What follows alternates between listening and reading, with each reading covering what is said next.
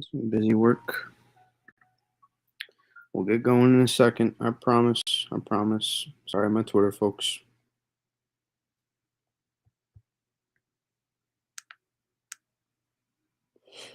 I'm sorry, my Twitter folks. Twitter.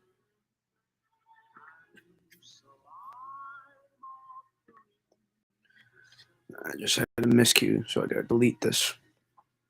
Delete this old video. Will it let me?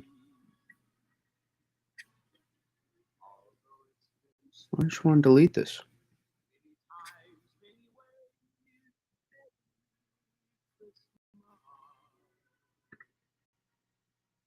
That's all I want to do. Will it let me? Yeah, I got an idea. I got an idea.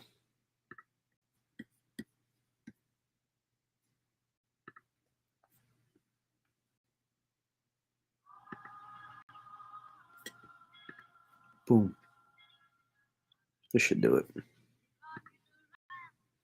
This should do it right here.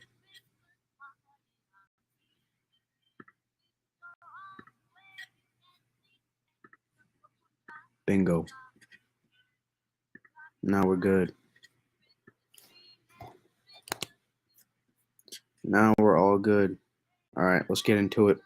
Let's get into it.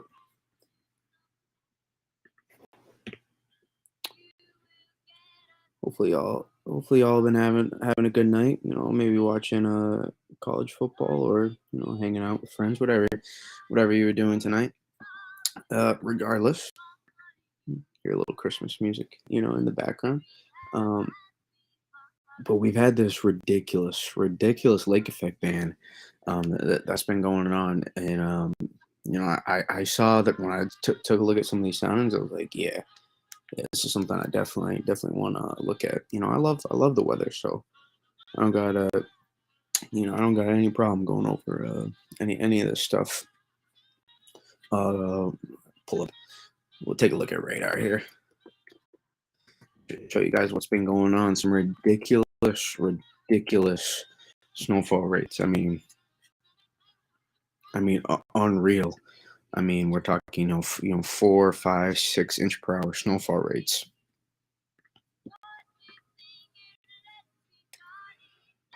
Take a look here at the Buffalo. No, I mean, look at this band we got here. All right, so we're getting, boom, we're pumping off the lake here. What we got going on is now this band's starting to slide this way. Basically, we're starting to slide from west to east now, not perfectly, but we're sliding from west to east now a little bit, and we're just pumping moisture. And what we're doing here off the lake, because remember, our lake, how you get lake effect snow is when the lake temperatures are warmer and they're not frozen. That's how we can really get some pretty impressive when we get when we get systems to move past.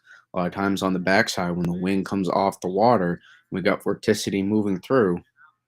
There's enough energy, quote unquote energy, that's coming through that can allow and produce lake effect systems. So if we look here at 500, just like we talked about,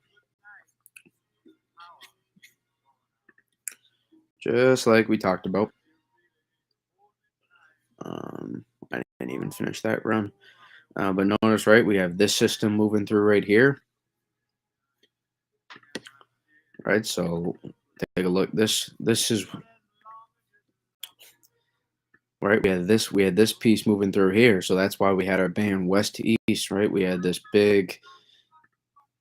Right, take a look at our Vort max moving through right here. It doesn't look like a lot. It's because it's not. But we have this moving through.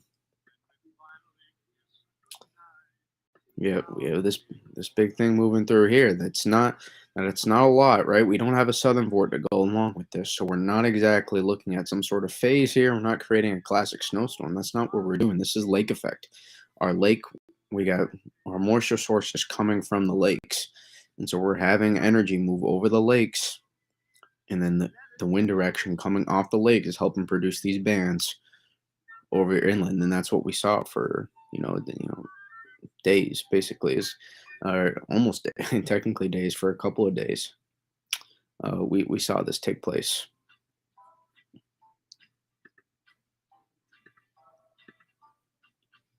and now we got this. Now we got this moving through. Excuse me. And as this is, notice the direction this is pulling in, and notice the wind. You can see our wind barbs here, and that's the direction our band is in right now. Another round moving through. It's technically this is all connected. This is kind of all connected right now, so they can technically call this part of one system, I guess. It wouldn't shock me if they said this was different, but they might consider this a part of a part of the total. So a lot of these places that I've seen, a lot of these spots here in this area that I've seen, like 4 to 6 feet of snow. We saw that here too. Those couple areas that have seen 4 to 6 feet snow are going to add on to that. Started here. It's the squall line that's been moving across Ohio too, connected. We'll probably see some snow squalls tonight and into tomorrow as well, associated with this. And then also we'll have to watch for a little batch of precip tonight too in southeastern New England that could produce either some light moderate rain or even some wet flakes potentially across southeastern New England.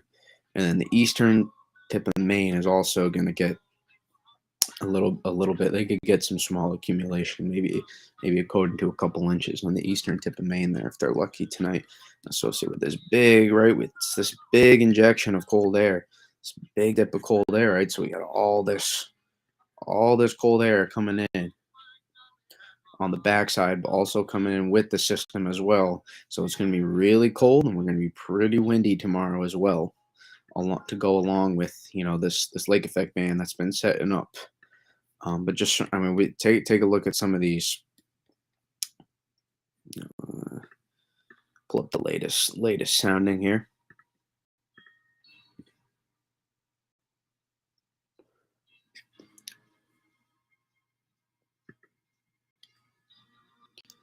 That's not even the greatest sound. I can pull something better than that. I promise you. Here we go. Here, turn up the Christmas music a little bit. But right, this is a sounding. So this is, if you're not sure what this is a vertical column, a vertical profile of the atmosphere, right? Notice here's the top here at 100, and then we're going to 200, 300, 400, 500, etc. 8, and then down to the surface here at 1,000. And then wherever this stops is typically the elevation. So this spot's a little bit elevated, it looks like. Just a little bit, not ridiculous, but does have some elevation. But the point remains, now what I'm looking for when I see for snow in particular, what I'm looking for in the sounding here is, notice this green line right here is our dew point. And then this red line, I should use a different color, but it is what it is. This red line, I'll use a different color.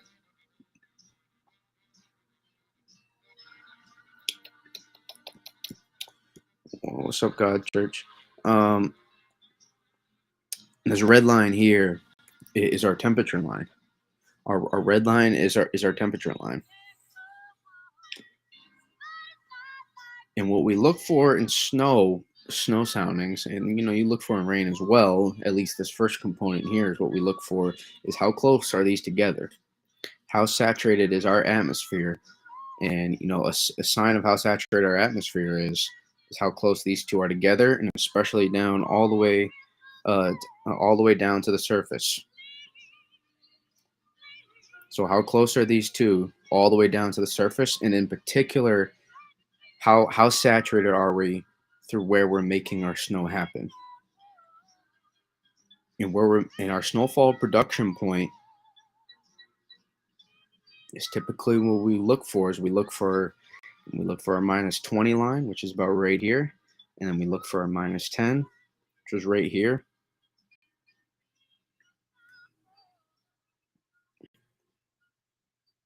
and that's typically where you look for your dendritic growth zone. So notice super low compared to usual. I know maybe it's hard for reference. You may not know.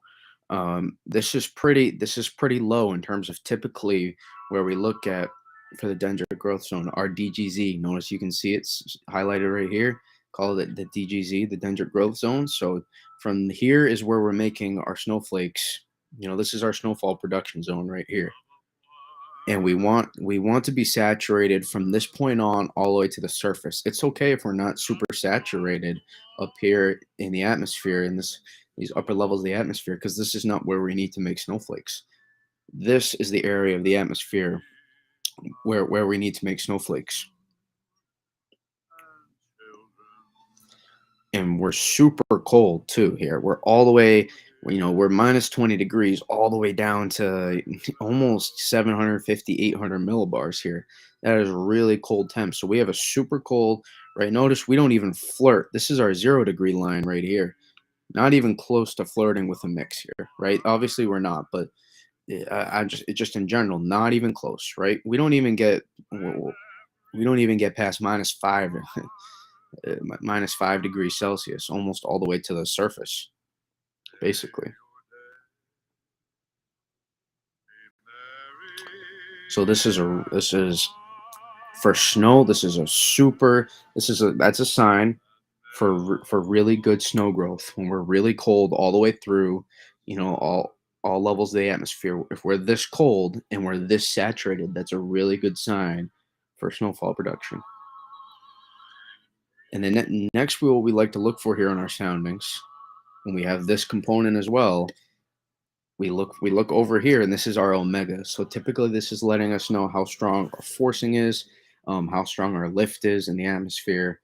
And this is a good indicator if we have a saturated dendritic growth zone, and we have cold temps through our dendritic growth zone, and uh, cold enough to the surface. Right. We don't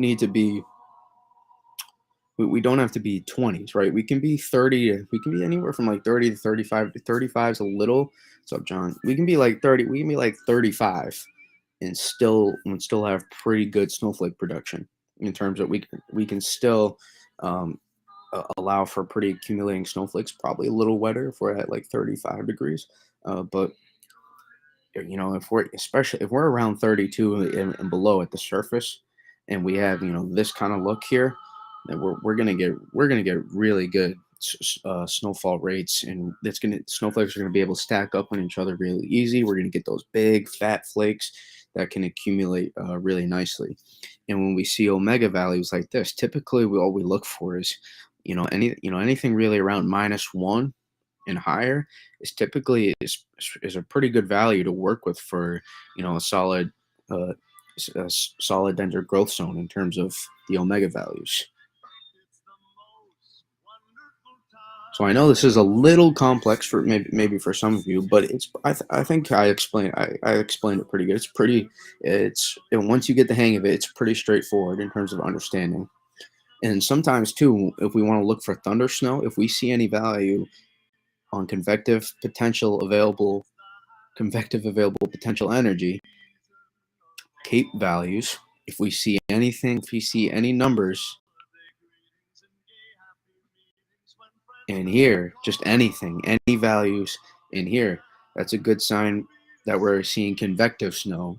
And it's possible this particular sounding in the area is not picking up, and we still can see thunder snow even if the sounding isn't picking up on it. But if we're seeing any values here, that's a typical sign. That means our snow is convective, and we have a shot to see a thunder snow.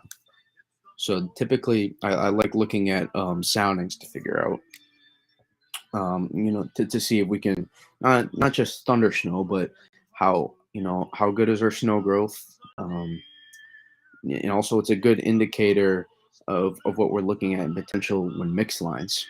So if we're looking at a sounding, and let's say this was our temp line, and even if we're saturated, our dew point was close, let's say. But if we jump over too far and then come back, That's great. We came back to the surface. We're going to be frozen precip at the surface. The problem is now, this is going to be sleet because our this right. This is a remember this is a vertical profile of the atmosphere depicting our air parcel. So our air parcel is traveling all the way down to the atmosphere, right? Obviously not in a straight line. It's showing you how it's traveling. We can see our air parcel traveling from here, right? Well, I don't know why it's doing that to me. Strange. A little bit of lag, it looks like. But that's our air parcel traveling down to the ground. And if we go over the freezing line and then come back, we're gonna sleet then. And if we go over, come back for too long, then we're gonna rain. Even if we come back, then it may be freezing rain potentially, but then we're gonna rain if we're over for too long potentially.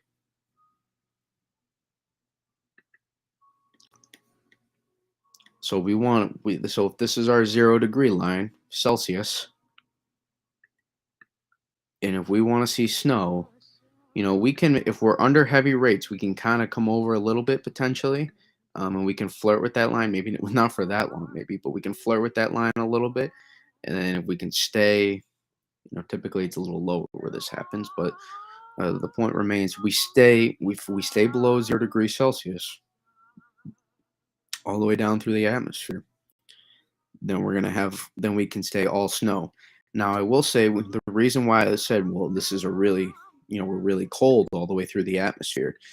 If we're warm here in our dendritic growth zone, we're warm in our airs in our layers aloft. Even if we're not going over this line, typically, then snowflake production may not be quite as efficient uh, as it possibly could be.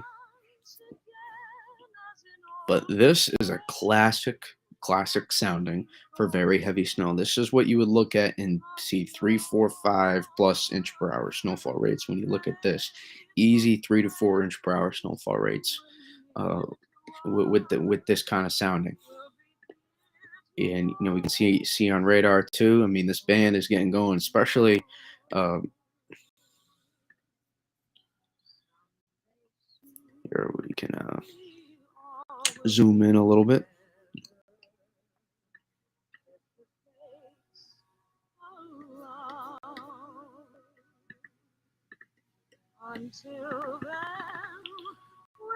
All right, look at Buffalo, right? They were in this band for a while. They were probably in this band for a good hour 20 minutes. So they probably picked up a good 3 to 5 inches of snow. Buffalo did.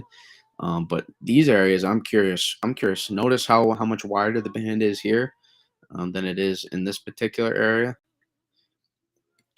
We kind of had our snowfall kind of expand here in some of these areas. And we take a look at is that Batavia? I forget. I'm not sure what that town name is. The point is, look how long they're staying in the snowfall. They've been in it since 10:15, and they're still in it. They're still in it. So they're going to be in this band for 2 hours. And remember the kind of snowfall rates I was talking to you about? Potentially 3, 4, 5, maybe even 6 inches per hour in some of these bands. So if you stay in that band and you stay in heavy parts of that band for 2 hours, you're gonna get a lot of snowfall. You could get like a good 8 to 10 inches in just a couple hours if you sit in this band. So that's the kind of snowfall rates we're talking about. And so it's really impressive to watch. And this is just extra damage added on. So this is extra stuff added on. And then I'm curious, I'm looking at these areas a lot too. I don't know, this is a weird scale that was. These areas right here, this is where we saw, anywhere from 4 to 6.5 feet of snow. No, I can see. I'm addressing what I need to. Addressing what I addressed. I can see you guys.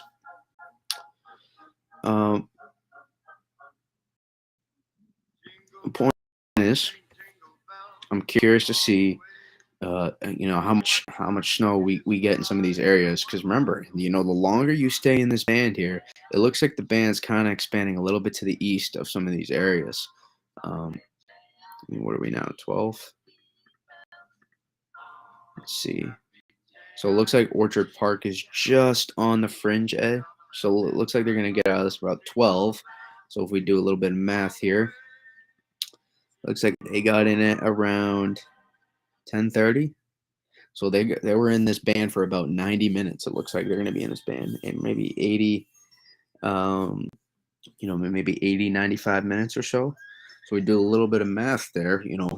For, let's say, they on average they were 4 inches per hour, and then they were in it for another 30 minutes. Let's say 2 inches per hour. They maybe picked up another anywhere from another 5 to 8 inches of snow. Orchard Park, that just from sitting in that band for 90 minutes potentially. Maybe it'll be more like 3 to 6 inches. I'm not sure exactly, because not every single town will do the same. But I'm telling you, there's going to be some towns here that pick up, an easy 4 to 8 inches of snow, additional of what they've seen on, um, plus what they've seen already.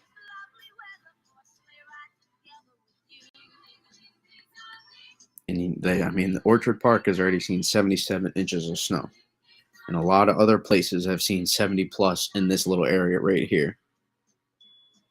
Yeah, the 80 inches is a lot of snow. So you do the math, 77 plus maybe another 5 to 8 inches. They might hit 7 feet tonight.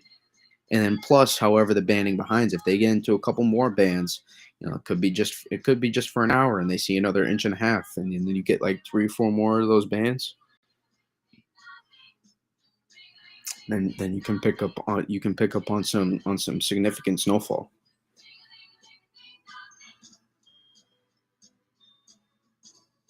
So impressive. It's really such an impressive event in general. It's not something you typically see, um, any time of the year, regardless of even if it being at prime time for lake effect. It is not. This is not a typical normal event we're seeing here. It's been 8 years since we've even come close to this, and I think we've seen more in this storm than we did at that time. But we take a look here. Play this band again. Buffalo's out of it now. The band's starting to move a little bit east, but notice how we're a little bit thicker on this part of the band, than we were for some of these areas. So if we're looking for maybe 8 to 12 inches instead of around 5 to 8, then then I think these areas would have picked up. Maybe some of these areas would have came close to 90 inches. Why is November prime for lake? Because think about it. When we get into winter, these lakes start to freeze up. And remember, I was talking about how the lakes, if you freeze up, then this is not really. It's not working as a source of moisture. Then, right? Our air parcels are now frozen. Right, so they're colder than 32 degrees. The lakes are frozen. Radar is very accurate. Radar is radar. It's prime, because our lakes are open. They're open for business, right? We're above, remember I checked the lake temps yesterday, around 45 to 55 degrees. That is very good enough. Very much good enough to be able to get a big time lake effect storm like this. That's a really good source of moisture for these lakes. And remember, it's not just lakes. These happen, this ocean effect. If we play out the zero C HRR, you can kind of see as this polar front moves through, right? Notice now we got an ocean effect event taking place, and Nova Scotia will get a little bit into that. You can see here they'll get some of those bands, but notice how all these bands are just happening over areas where people don't live. So ocean effect bands do happen as well. I remember someone asked about that last night, and see it even more prevalent here. Just not many people live here, and here we're just too warm. But not people don't live here also. a little bit on the edge here on Nova Scotia, but right, not many people have um, are measuring snow over the ocean because no one lives there. Yes, yes, good observation. Yes, picking up on what I'm putting down. When the lakes freeze up, it makes it much harder, and so the deeper the depth in the lake, that means the lakes it's harder to freeze. So typically, Lake Ontario almost sometimes never freezes completely. I mean, sometimes none of the lakes ever completely freeze, depending on the winter. But so typically we'll see, bring it back to radar here. So this is Lake Erie. This is Lake Erie right here. And this is Lake Ontario. And Lake Ontario has a much the water depth is a little bit deeper, so it typically takes longer than it does for Erie to freeze. So typically Lake Ontario is a little bit more open for business, a little bit longer into the winter. And so typically we can see these events going just a little bit longer than we do with Lake Erie. So we'll be I don't know if we'll be tracking, but we'll be seeing lake effect events probably through November, December, and probably through a good amount of the winter. I'm sure most of it will be hard to get it in like probably late January and February. It'll be a little bit harder, but I don't know. I would call it lighter. I was looking at the radar earlier today, and it's just so widespread. There's not really any.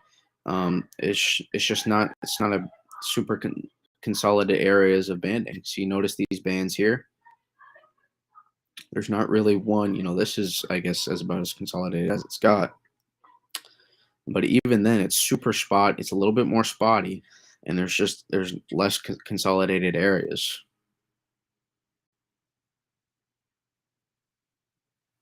Sometimes they do a lot of, and sometimes when we have the winds traveling down this way, we can have some consolidated bands set up shop for a little bit while. But typically, just the direction our events move in the Lake Ontario and Lake Ontario and Lake Erie set up like this. This is a little bit more favorable wind direction. Just how the lake is set up. It's a little bit more favorable for prolonged lake effect events and more consolidated. To be honest.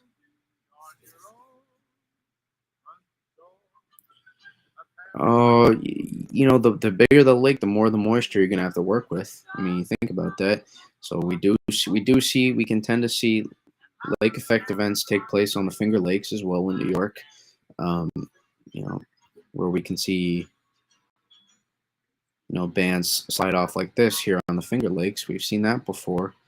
But there's not a lot of lakes that are big enough to produce in the U.S. mainland outside of the Great Lakes region, really.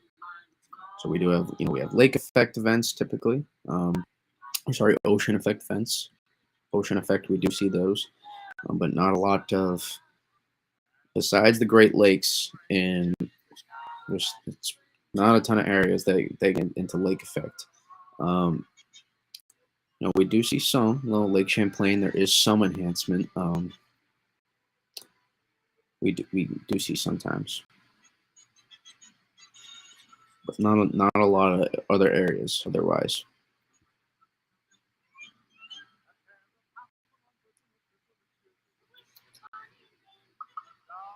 We'll take a look here. I mean, these areas as well have seen. We'll see the band move across through the Watertown area as well, where I saw 74 inches of snow. Someone reported 74 inches of snow.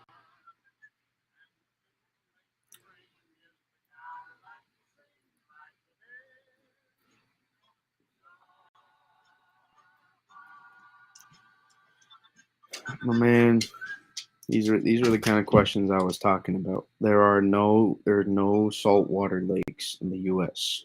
These are the kind of questions then if you don't know, I'm sorry. I'll try to be patient, but there's no saltwater lakes, my man. Lakes are freshwater. I mean, there's like a couple exceptions. A couple exceptions, but it's not the same saltwater like it is in the ocean. Yeah, I'm not going to go any further into depth on that. I'm not. I'm sorry.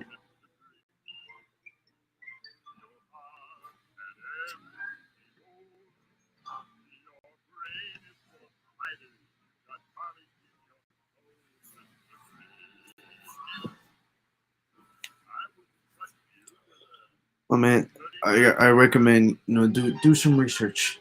Do some research after the stream, and but I'm not gonna go into that right now.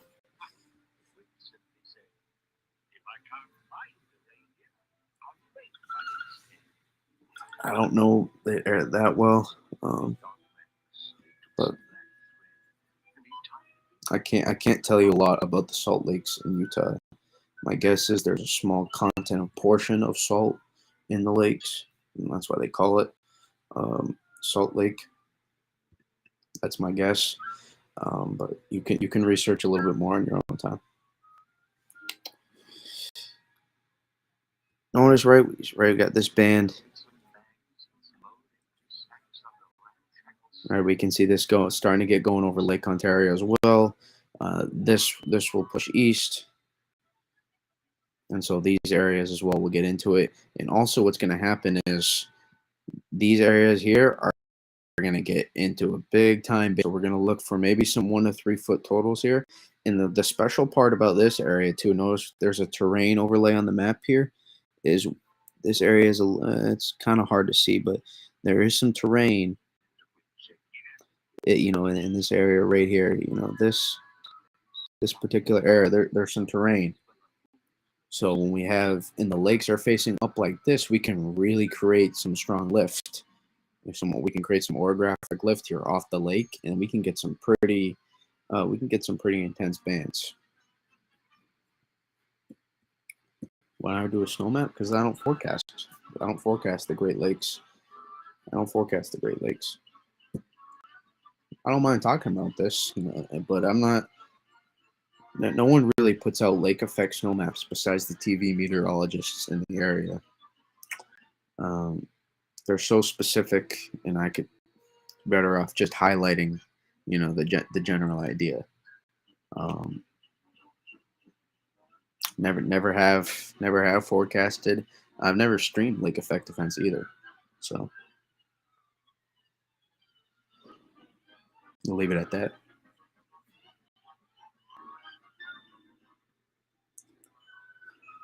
But man, this band has been cooking tonight, and we'll look at the HRR here. Look at the HRR after I plug in La Computadora.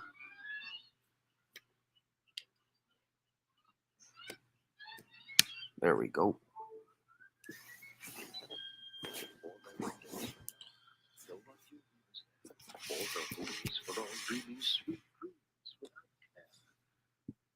But we can see here kind of what the HR is picking up on, and this is the band. Right, so this is the band that we're seeing now. It's going to push inland. It's still going to hold together pretty strong because these are some stronger winds that are going to help push this precip farther inland here. So we'll see some snow squalls across PA2, and this band will kind of move across Ontario, move across the Finger Lakes. Probably could be an enhancement possibly at the Finger Lakes. But notice then the band starts to get going over Lake Ontario. But then what's going to happen is play this run through. What's going to happen is we're kind of then, right? We have our low pressure, and then we got our winds moving through here on the backside. What's going to happen is our winds off the lake, and we're going to get another band to set up tomorrow across, and we'll get into the interior of upstate New York as well. we'll get into the interior, into upstate New York as well. Notice this. This is even extended back all the way back here, kind of. Um, let me play this and see how this band kind of just sits there.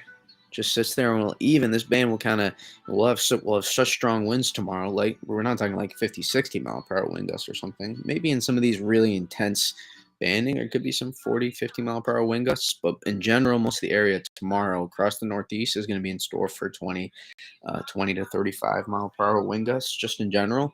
And strong enough winds, we're going to be able to carry some of this moisture. We're going to be carried across, and notice this. We'll even could see some bands even into my area here in Massachusetts potentially. Some brief snow squall conditions is basically what it will be like. But we'll consolidate our moisture in this area in particular. So we're just gonna add on, and then it will just rot. That band will just rot. And then maybe another light snow event with maybe more snow squalls and more lake effect to track. Maybe I don't know if I'll track this. I'm not sure how. I haven't really looked into it, how significant this is. But anything that adds on to the damage, I'm sure some of these people are not looking forward to. But again, it's right. Notice some of these bands here too. This is what I was talking about. You overnight tonight into tomorrow morning. This is just south of Buffalo, south of Buffalo City too, the city of Buffalo. So the South Buffalo metro area. I'm curious. I've honed in on this area because this is where our jackpot has been, and I'll also be curious here too how long some of these people get, because we've seen 65, 70, 75 inches in this area as well, and a little bit more localized. Um, but or there's just I don't know how much more localized, just a little bit less people living here than in Buffalo Metro, obviously. Uh, Buffalo, one of the bigger cities in New York, particularly upstate New York. Um, and then so I'm curious to see how many of these bands work in. They probably won't be as consolidated, won't be as long lasting, but I'm very curious to see how long some of those bands last for. Like it's just anything to add on to those totals, and that could be a way some people get to 6 feet or even 7 feet if they don't get there after the band tonight. But we look at some of these here.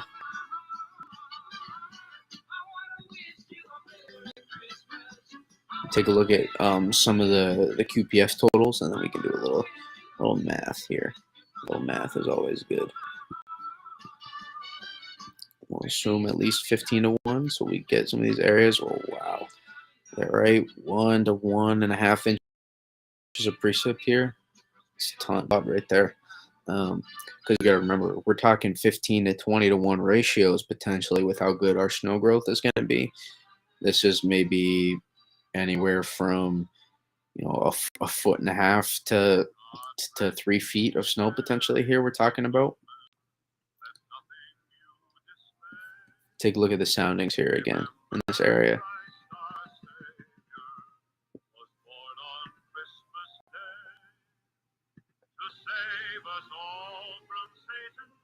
Really good sounding, right? So we're super dry in this part of the atmosphere, but we don't need to be super saturated, right? Look for minus 20 right here, and look for our minus 10, super low in the atmosphere.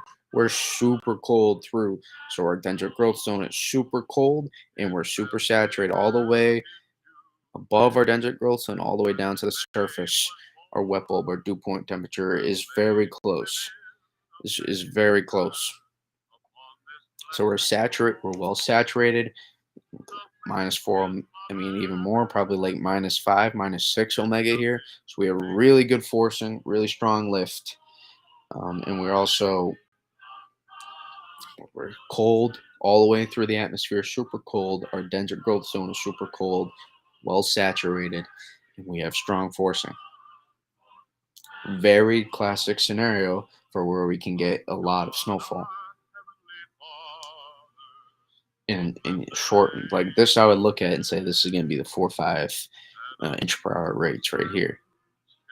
So I mean that's in That's ridiculous. Those are some ridiculous snowfall rates. Probably you got to imagine there. Those could be some 20, 25 to 1 ratios with that kind of when you're that cold and you're also with that kind of snowflake production, you can probably get some 15 to 25 to 1 ratios right there. So some places you get an inch to an inch and a half of QPF here, liquid. That's all it is, QPF. And again, another sounding, super cold, well saturated. I mean, these areas are going to get this band that's going to set up is going to get these places are going to get hammered here with snow. I mean, just a ton.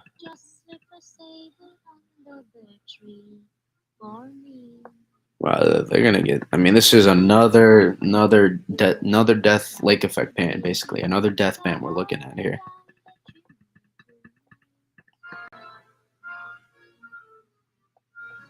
And this is Lake Ontario magic now, right? Because this is Lake Erie. This is Lake Erie, and this is Lake Ontario.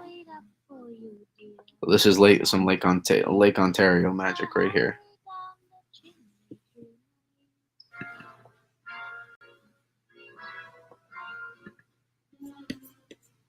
Think of all the fun I've missed.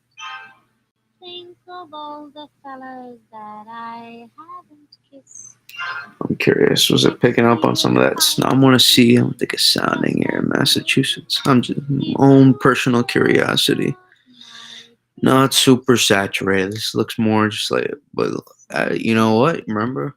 Oh, definitely convective snow though. Look, we got some Cape values there. Got a little bit of cap though. No cap. Right, this is our cap line right here. When this comes over our air parcel, that can prevent. We typically look at this more with thunderstorms. We can prevent our thunderstorm from taking place.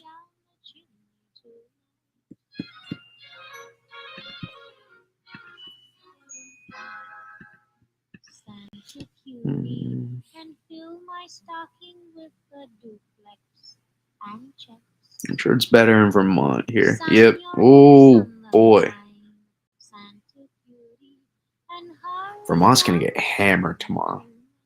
I'm telling you, I got one of my Twitter followers from Monster WX, Mitch, lives right in this area where I took this sounding.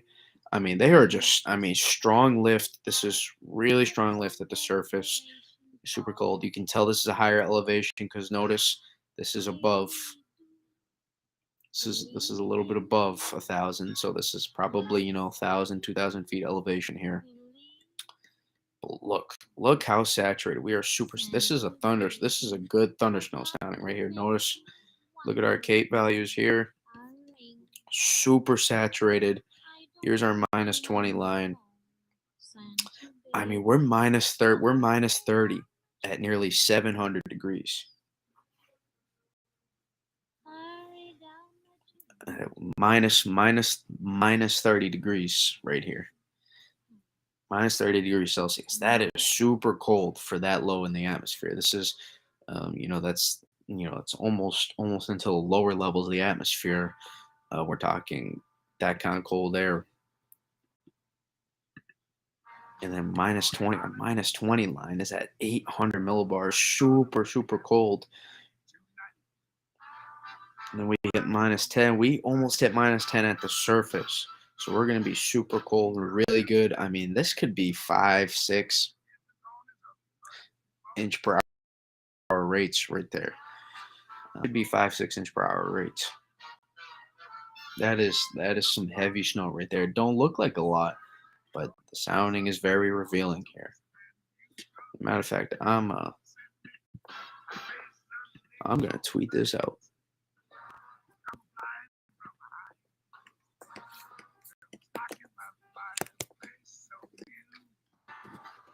Live tweet action right here.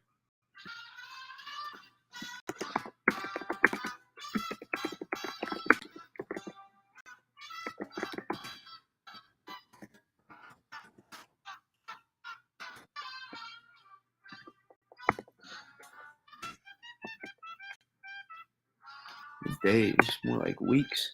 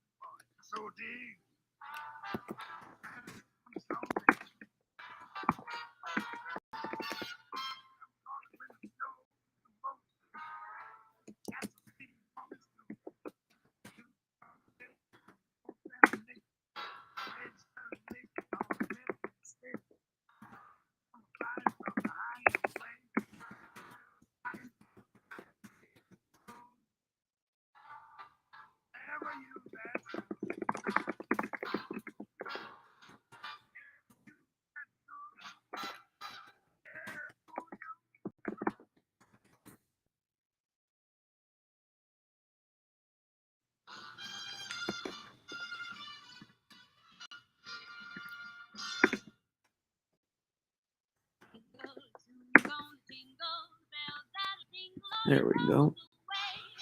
Let's take a look. Let's look at some more soundings here. I'm curious now. Um,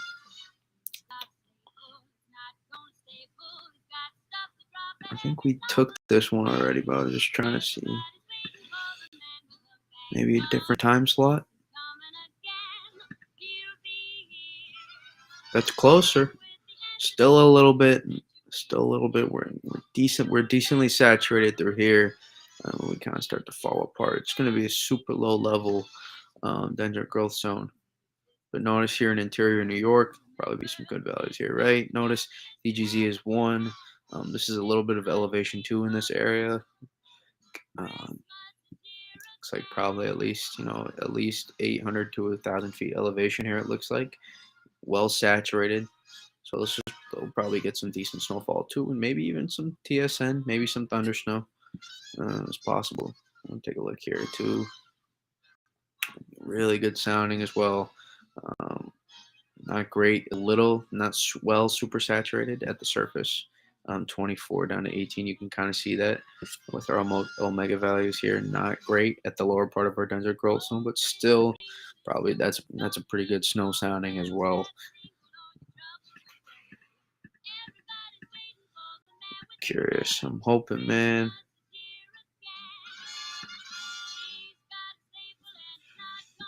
Close. This looks like some flakes though tomorrow. Some flakes possible.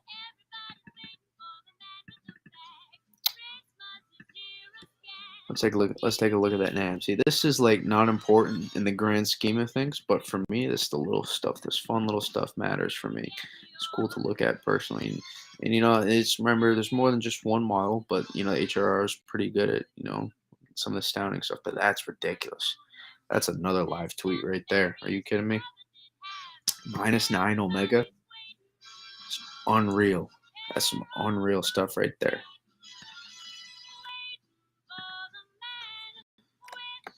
Ridiculous.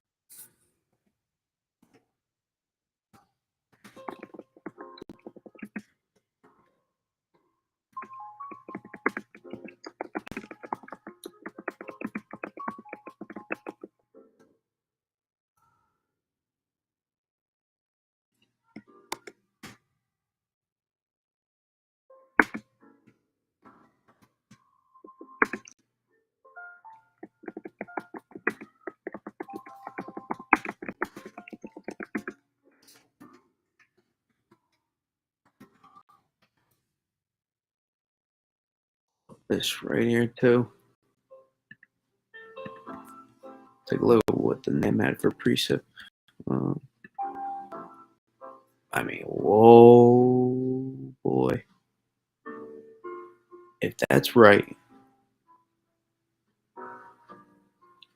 if the NAM is right on that,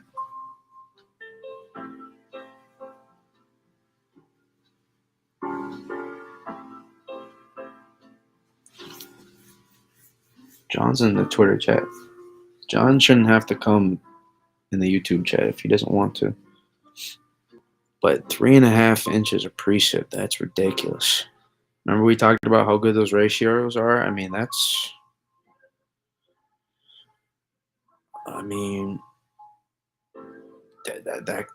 could be another 5-6 feet of snow.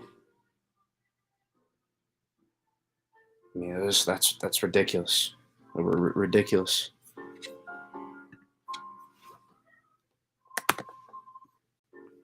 If this is right, so we'll do, we'll take both, and we'll see. You know what we'll do here is we'll just take the mean. What's the in between on both?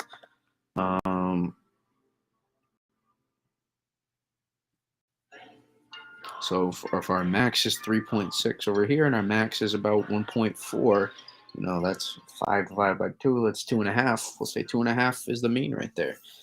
So you know, and we'll play it safe and maybe say 2.5 inches of liquid QPF right there.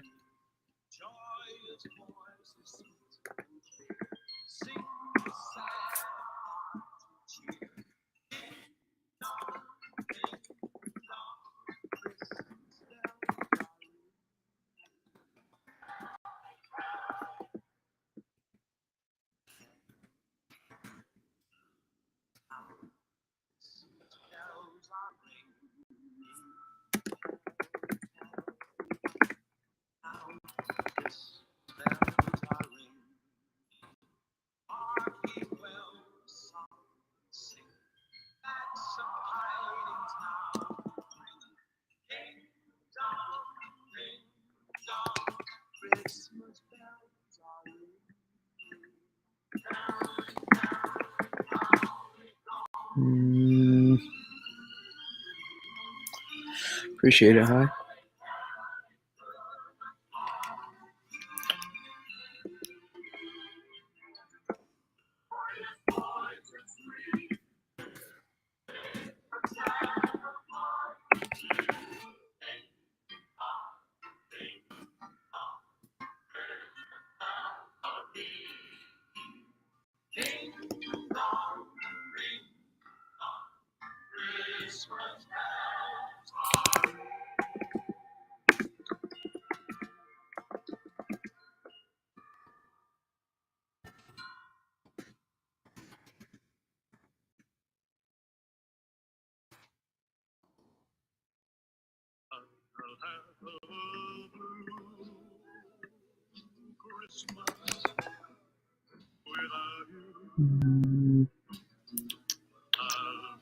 So blue,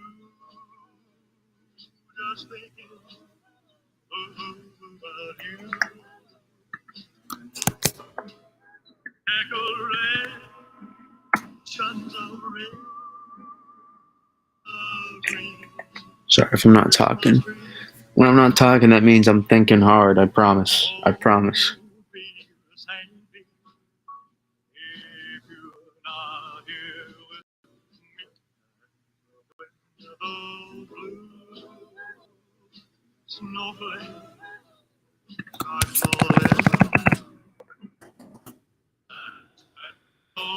Didn't want to make it a double tweet, but that's okay.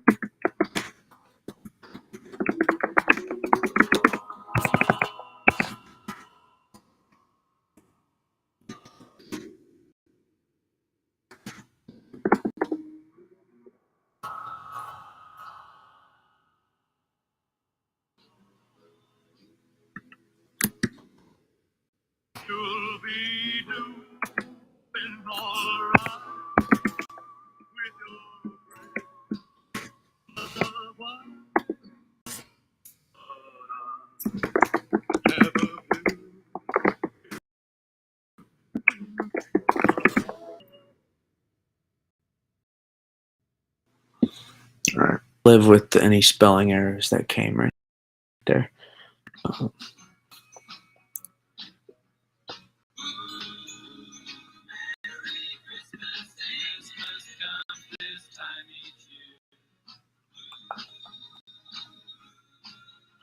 All right.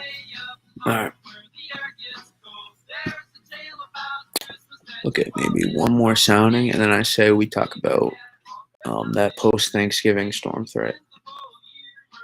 And not to re-bring this up, because I don't even want to talk about it, but I did, for Sub's case, I did,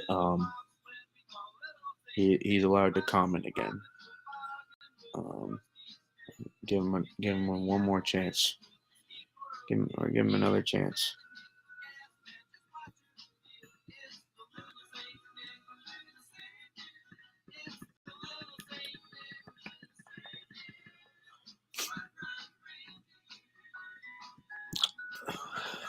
The threat's still there. The threat's still there.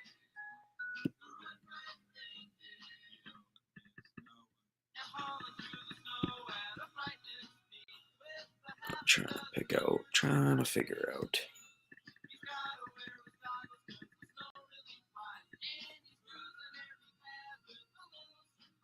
So this is by the MAVT board. That could put some flakes down. That could definitely put some flakes down. Maybe like a coating of snow for some folks. I'm hoping, man, I could see some flakes tomorrow. Hopefully, what we can do is we can get some flakes in Foxborough. Ideally, maybe these winds can be a little bit stronger. Push some of this more precip even farther, maybe if we're lucky. And not only will I get into it, but if we can get Foxborough into some of the snow here. If we can get some of the snow down here in the Foxborough, we could see flurries during the Jets Patriots game tomorrow.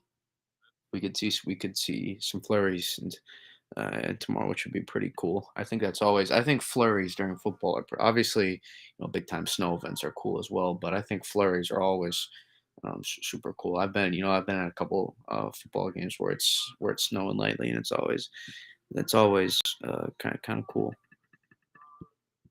So that'll be something to watch. But let's dig in. Let's dig into the old pattern. I haven't even looked at. I looked at through like a 5 day. I looked through like hour 120 on the GFS and then stopped. So yeah. So I know everybody was accepted with. Oh, it shows rain. It shows rain. Well, I try to explain to you guys how models change. I think you can kind of see the difference here just at 500. Models change. They don't stay the same. It's not how this works. I've followed models long enough to understand this is not. I mean, you can look at the difference. If you want to look at the p-type map, we can look at the p-type map to show that models change. Models change. That's what happens. And the next question is, oh, it's not there anymore. It's not there anymore.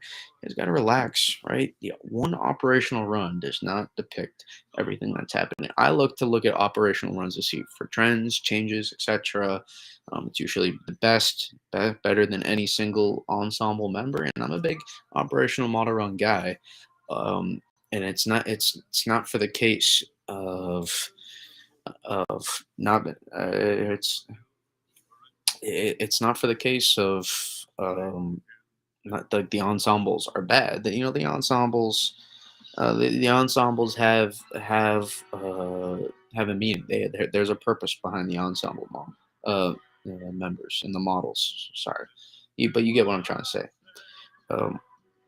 And generally, the purpose is to be able to display the threat is still there in different ways where the operational models are missing out and where people are only focusing on the operational models. So you gotta understand that there's more there's more to it than just what one singular operational model run shows this far out.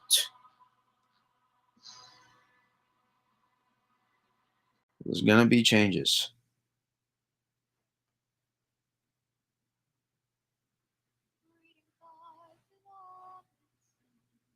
There's always changes with these this far out.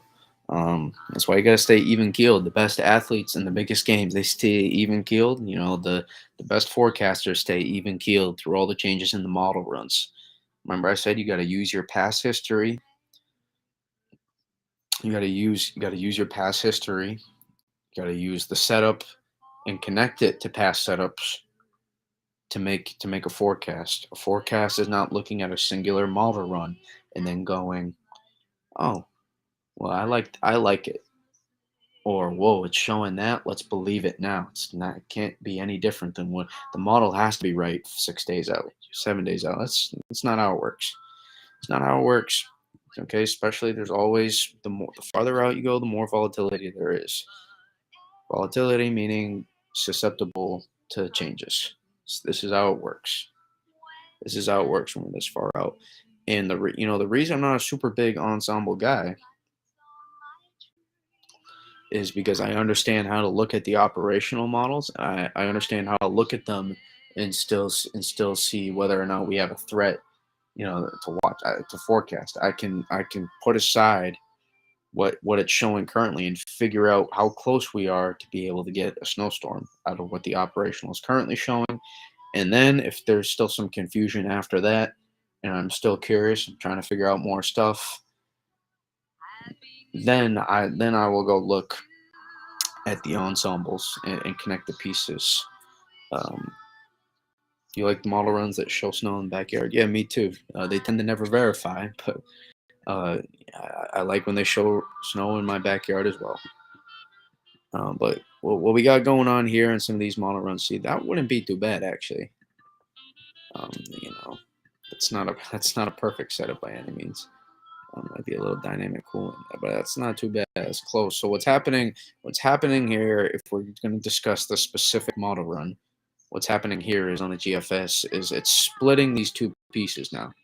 It's splitting these two pieces. So what was originally happening here is this was closer and this was closer, and we had much more stream interaction. And what was happening is instead of this dropping here and this not coming with it, instead sliding across, again, this specific run. This does not mean exactly what's going to happen. I'm just telling you what the model is showing now. This is why I don't even like breaking down models this far out, because I'm breaking down something that's not even going to happen. But I'm just trying to show you where the models have changed currently, and why it's almost pointless to talk about this is because it's going to keep changing.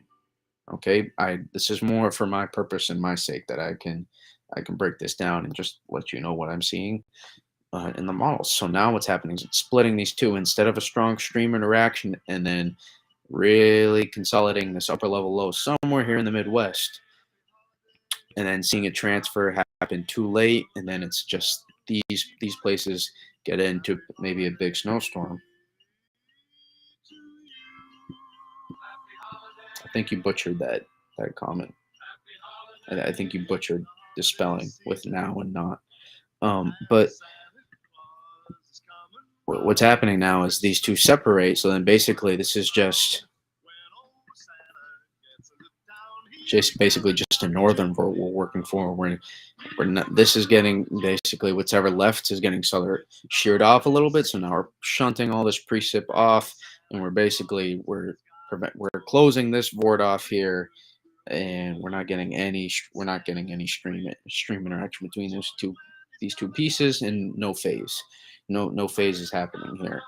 On this specific, again, we'll check the ensembles after in a second, to see where they stand, just to get it, because this is not exactly a clear enough idea for me to come to any kind of consensus. And regardless, I'm not going to be able to come to a consensus after I look at this, but I'll still be able to come up, maybe with a little bit better idea on what the GEFS, all the off members of the operational are trying to show. So what happens is this gets left behind while this carries on its own way. This is going for its own little adventure here. We leave this piece behind to get picked up by the next piece. The problem is the flow.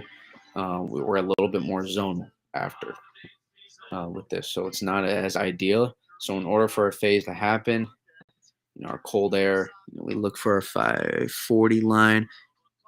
A lot of our cold air right now is cut off a little bit.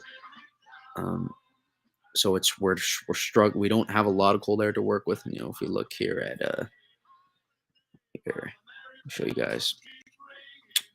Obviously, we don't live at 500, but we have some cold air in front to work with, so it's not horrible. But what we need is, if we're gonna get a zonal flow to set up with our North Stream, we're gonna need to dig this farther south. That'll make sense if I pull up 500 millibars. We need to dig this piece, right? So your upper level low up here. We would need to dig this, and then we'd have to rely on.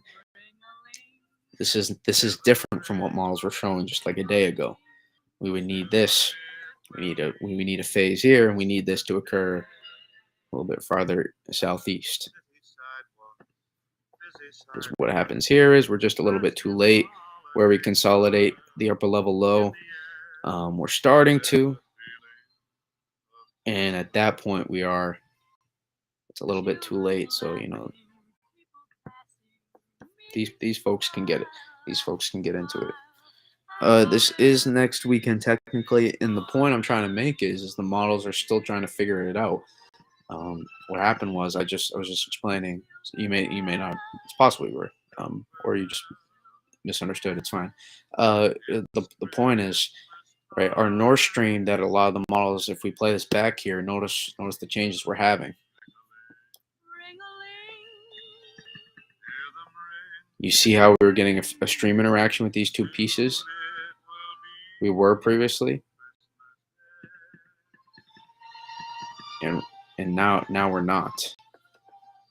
Now we're not, right? We're getting a stream interaction with this piece here and this piece here, and then this was coming on as another injection into our system.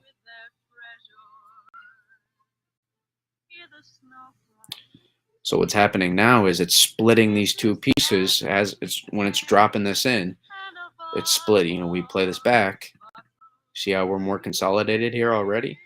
And now what it's doing is it's splitting these two. This is, again, this specific model run here on the GFS. This is not exactly what's going to happen.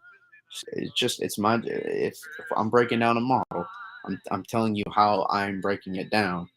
And how I break it down is not exactly defining what's going to happen. I'm just breaking down this specific model run and what it's showing and the differences are. This is not exactly what's going to happen.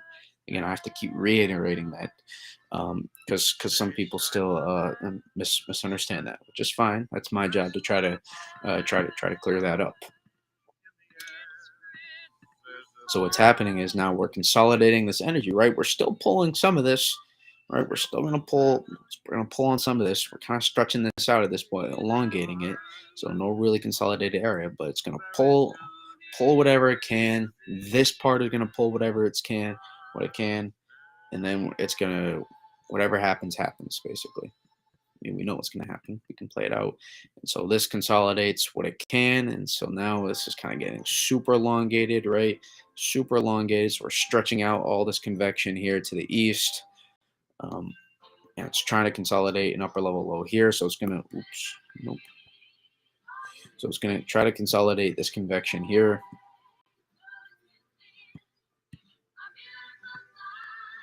And we left with our North Stream, our cold air. We're not phasing these two together, so we're not really getting much of a storm system. This is more of just a clipper system then. This is just a northern vort without a southern vort to work for to get a two-part phase. And this is basically just a clipper system, but it's not January, so some spots could be rain here, and other snow. And then we get another clipper system after that. Problem is we're a little too far north. If we see a split, so there's a couple scenarios. If you want to know what I'm really looking at, what can happen here out of this is I think we got a couple scenarios right now, like in terms of a couple different broad scenarios.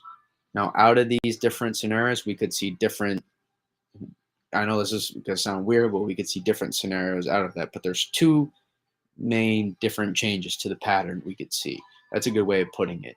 And then whatever pattern we get to set up here, right? This is a little bit more specific than like a long range pattern or something, but whatever pattern we get to set up here is that's a good way to phrase it. It's not exactly correct, but it's a good way to phrase it for you guys to understand the differences, coupled the couple different patterns, and then within those two different patterns that we get, there's a multitude of different scenarios we could see after that for specific areas and specific regions in terms of what happens.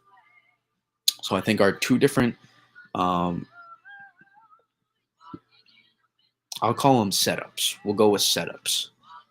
And then there's different scenarios within those setups. I think that's a little bit better term, more accurate term, at least for me, for my pride when I'm doing this. The two different setups I'd say is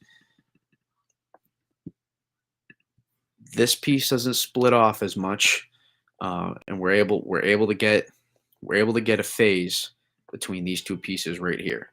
So that means we're probably getting this back a little bit more. We're sliding this a little bit more forward, and we're getting our upper level low to consolidate.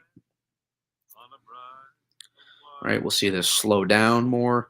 We'll get a big trough to set up, and then to the east of the trough, that's where our low pressure forms, and we're following the upper level low. So I think that's setup number one, and now this is what a lot of the models were hinting at yesterday in terms of one possible setup for next weekend.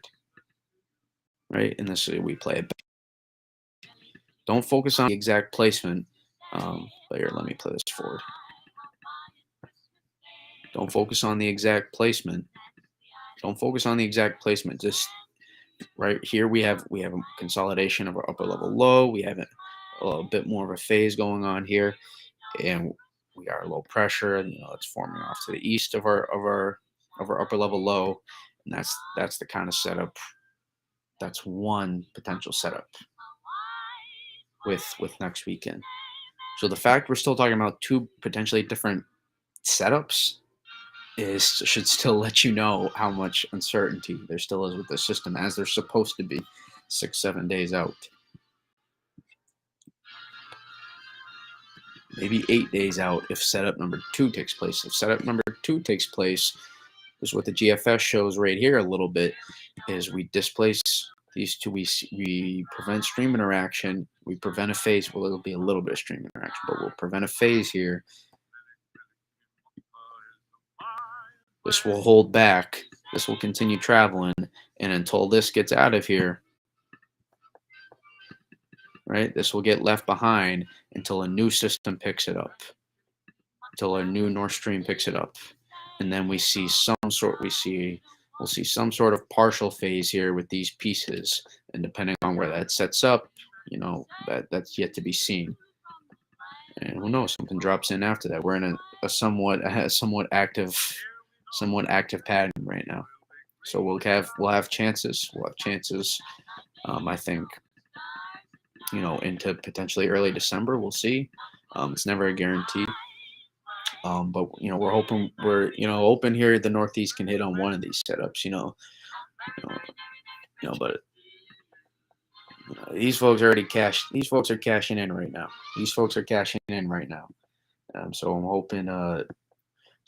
Now we can get some of these folks to cash in now. Is what we're hoping for. It's a little early in the season. We got look at the date. It's November 20th. We got plenty of time. I appreciate that. I'm glad a lot of people like the Christmas music. We're gonna keep the Christmas music going for the winter with all these streams. Hopefully not getting copyrighted. If that's the case, we'll just do non-copyrighted Christmas music in the beginning. Oh yeah, dude, you got all that lake effect snow. What's your snowfall total? I'm curious. And what part? You're like just north of Buffalo, right? If I saw your tweets correctly, I forget exactly. where you were, my man, or I know you're obviously around the Buffalo area, but how much snowfall did you see? Because I know you had that. I saw that tweet. You saw that it was like look, it looked on radar too, and the soundings I was pulling, it looked supportive of like 4, 5, 6 inches per hour. 41 inches. Oh, you're 3 miles southeast of Buffalo. Yeah, that was a good spot to be for this one. Damn. Yeah, you have 3.5 feet of snow. Man, 5.5 inches in 45 minutes. Good Lord. 45 minutes, 5.5 inches. That's ridiculous. That is absolutely ridiculous. Man, if I ever get it, the closest I saw was, um,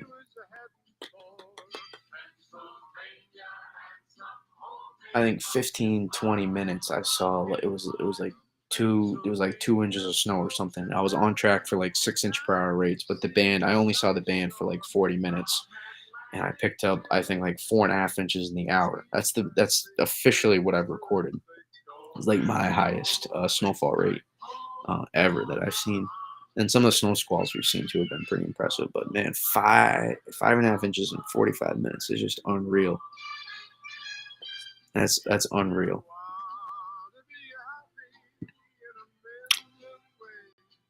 But yeah, as I was saying, with this setup, we'll have plenty of opportunities throughout the winter. Plenty of opportunities, as we do every winter. But there's no signs pointing me either way right now. For the winter, I don't think there's enough to be able to, especially so far out. But I think it just we can only look at the near term to do any possible have any possible idea for threats, and this is as far as we can go right now. I think the 7, 7, 8 day range is as far as we can go. We're watching this, and there's something to watch if we take a look here at the ensembles. Here we take a look at the Jeffs.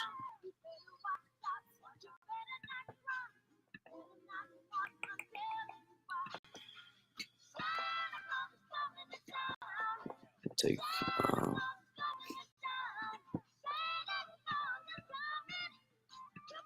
Still notice here, right? This is the mean. This is the mean here. A mean is to have our low pressure just southeast, right? This is not should not take it verbatim, but this is just the mean between what the models are showing right now.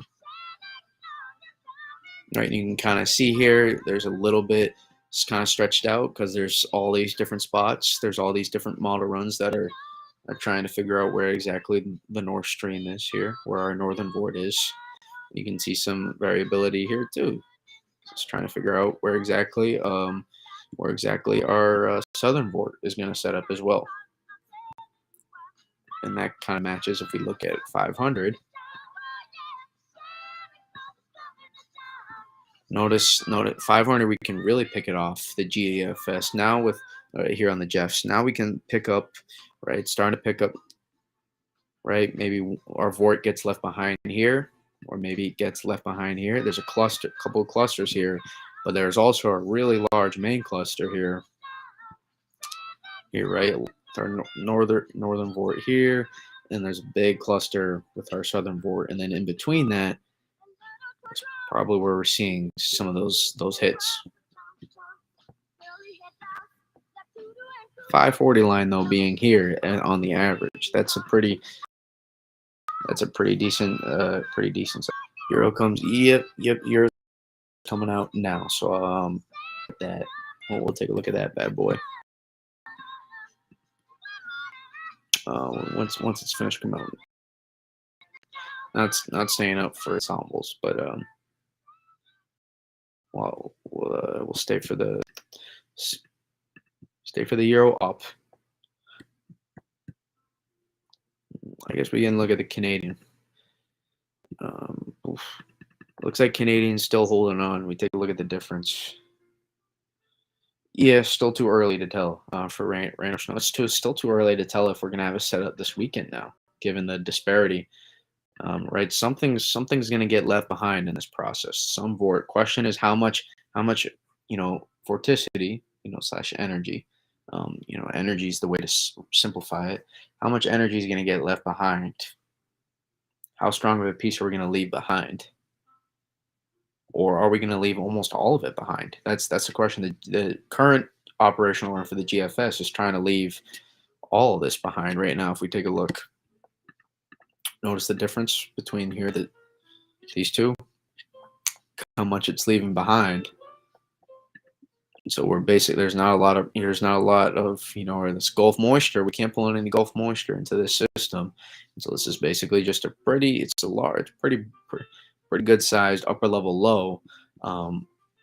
It's pulling in some cold air for sure, but not a lot of moisture. Whereas the Canadian here is kind of picking up on the other another potential setup, which this is close, man. This is not too far off. I'm telling you.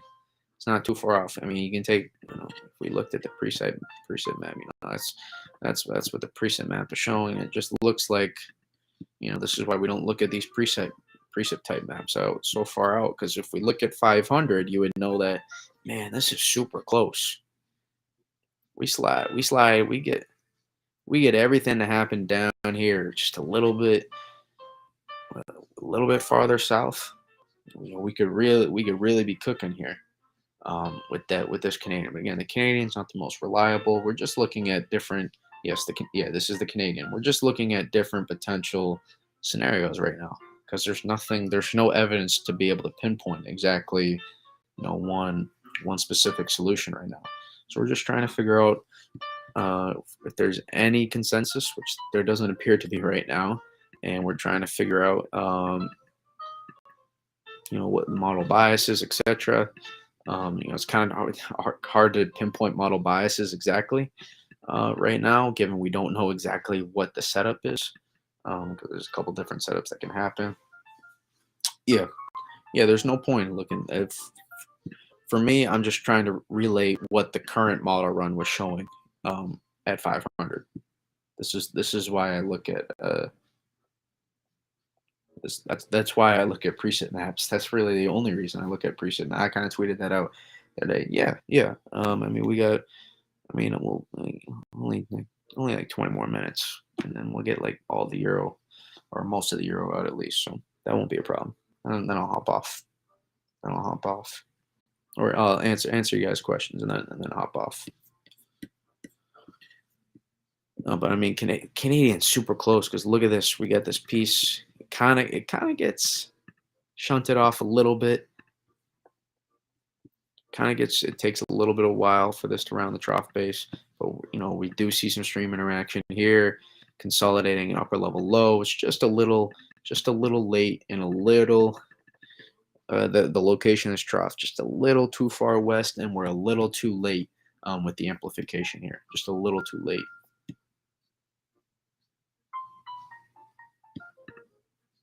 Just a little too late. I'm not really buying into any one model right now, I would say. I will tell you that if we look there,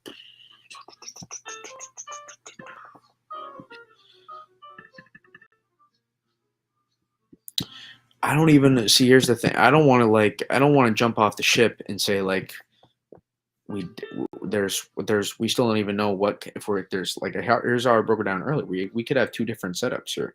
Like I don't want to hop too much onto what the current GFS is showing, but this is not just one run. Like it's been different model runs that were earlier in the cycle. That's why I like to watch model runs very early on.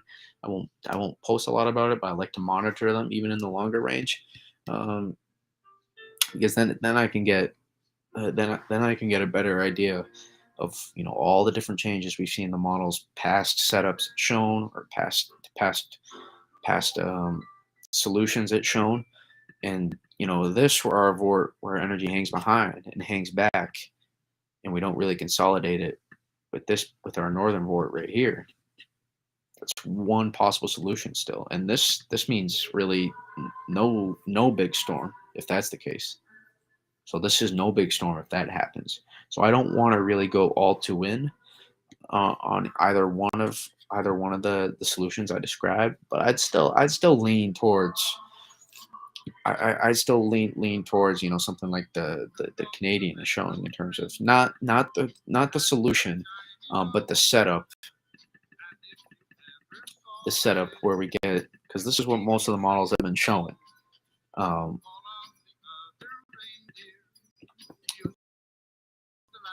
you know, where we get this consolidation line, but we don't leave everything behind.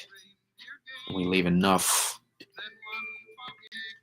We leave enough to have a pretty dynamic system next weekend. I'd still lean towards a dynamic system happening next weekend along the eastern U.S. I mean, it's less warmer and colder, and more of what's happening at 500 millibars. I focus on 500, and that's where everybody should focus on 500.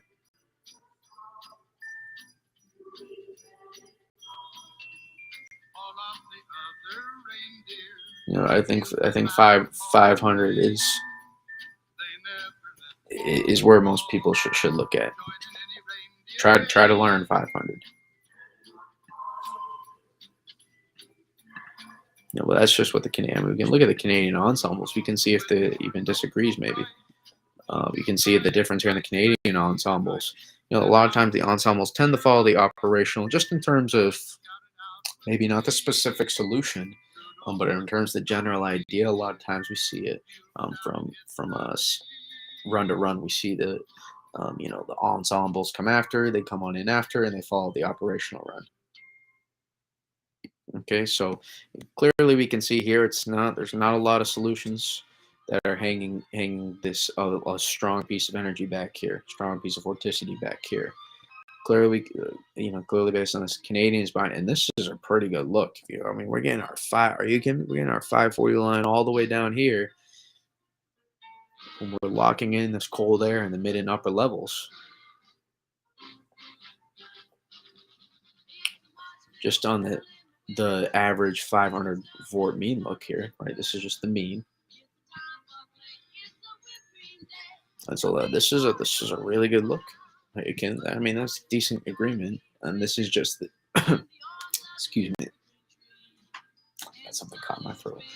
But this is just the average mean look on the JEPs, the Canadian ensembles. Pretty decent look. And if we looked here, I mean, I guess we can start to Euro's starting to come. We're probably like 80 hours out or something now. 60, 80 hours out, I'm guessing. Yeah, 75, right on the dot.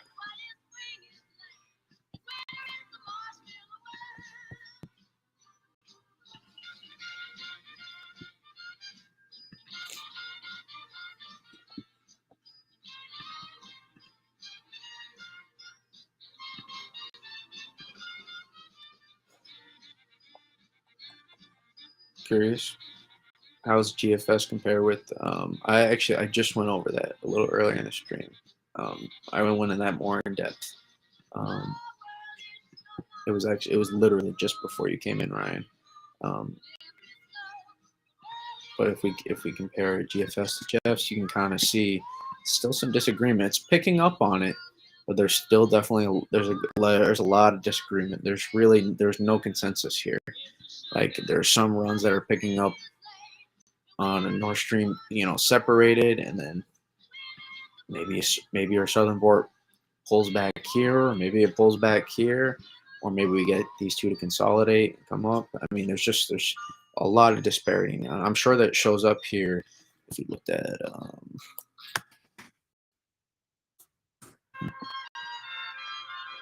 Oh my God! Why is Google not go to a search engine?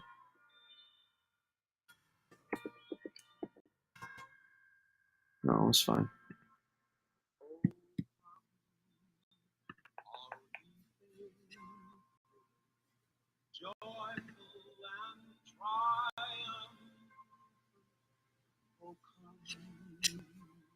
I need the ensembles. Where are the ensembles?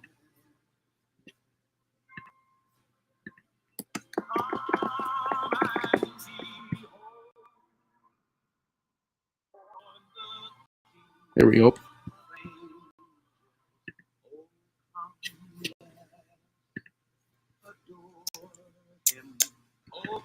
Winter.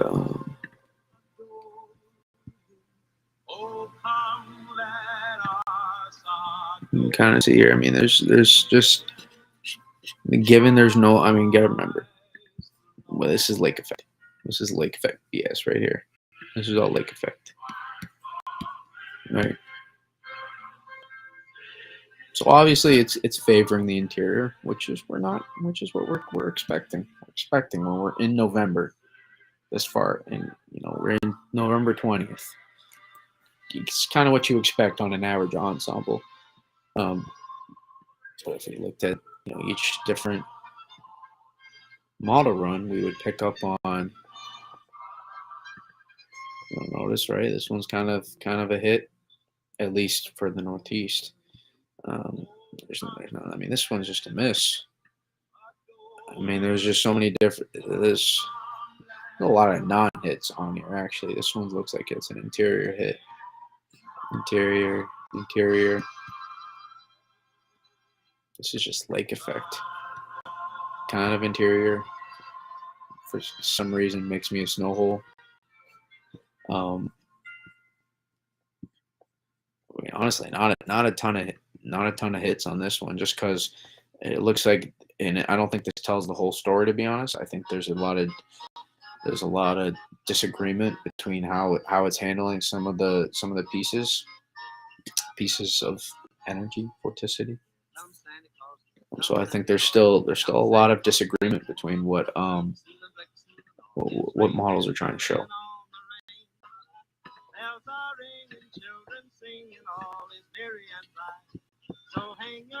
I mean, I think this tells the story right here, just on the GFS. We want to play the past. Ideally, this is what we want to get to. This is what we'd want to get to. We want our southern vort here with the angle of our North Stream. Instead of pointed here, we want it more pointed like this. That's how we'd want that, and that's how we would get a nice. That's how we would get a big time. Maybe I don't know about I-95, but Northeast. Interior mid-Atlantic snowstorm. But notice all the different changes we've had in these models. I mean, this is just 2 days. It's 2 days of model run changes. We still got 6 to 7 more to go. So there's gonna be a lot of changes, but in general, the overall mean still supports a decent look for something that's worth monitoring. I mean, we look at take a look here. You kidding me? Average mean is a 1002 over Nantucket. Sign me up. I'll take that. I mean, obviously the mean that's not exactly, it's not a specific solution. This is just the mean of all the members. But if that's the mean, it's pretty good. It's a pretty damn good mean, if you ask me. I'll take that for 6 days out. Take a look at the JEPs. Again, that's still pretty good, right? A little bit more amped up on the JEPs, but not, because there's a little bit. Remember, there's a little bit more agreement towards between for a solution this weekend rather than early next. I mean, not early next week, early 8 days from now. So early the week after next week. So we're a little bit further west. But if our current mean between the JEPs and the GFS 6 days out is a low over Cape Cod and a low over Nantucket, sign me up for November. I'll take that. I'll take that. And if we looked at the EPS, sign me up. A 1001 just south of Long Island. If this is the current mean,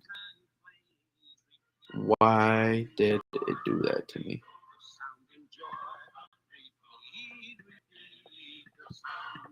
Oh, okay, I understand.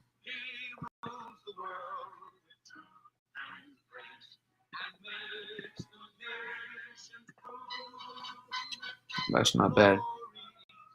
It's just not. It's funny. You're leaving right at the times I'm discussing your comments, Ryan. Just briefly, it's not exactly lacking cold air. It's just the evolution of the upper level low is just a bit too late. And it's a little too late, but also we try to drive this a little bit further east, a little bit further southeast. We'd like to push this a little bit, and the evolution is just a little bit too late. Ideally, we would get this. We would we would get this process to happen about 100, 150, 200 miles south.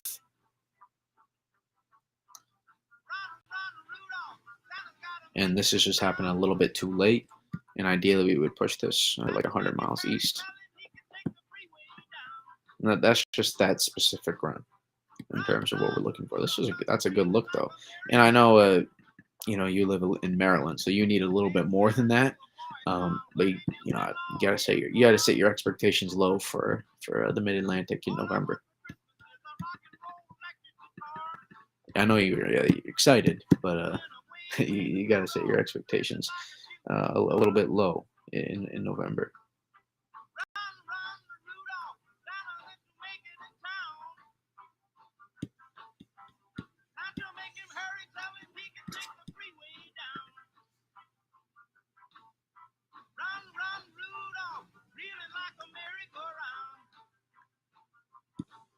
Let's see what the euro. I promised I would.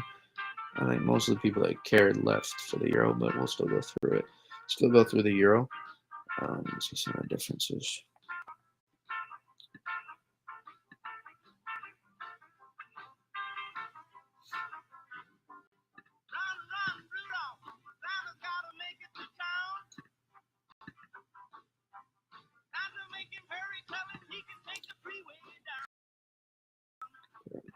GFS. A little bit different than the GFS, as you can see. We're consolidating a lot of this farther north. It's not really consolidating this. This is still super messy, super messy. Not really consolidating any turns. Not consolidating really any upper level low. That's the area I would look for to consolidate an upper level low, but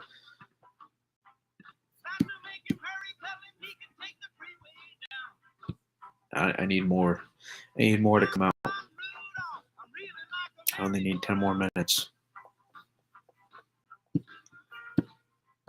I get more information. Yeah, and then it's not just the GFS too. You gotta remember, Canadian's been super volatile as well. Even the Canadian was showing that scenario at one point too, right? All this gets shunted off. Well, this gets left behind. So this scenario has been picked up on by models. Okay, so it's not just the GFS. The scenario has been picked up on. It's one of possible two setups we get.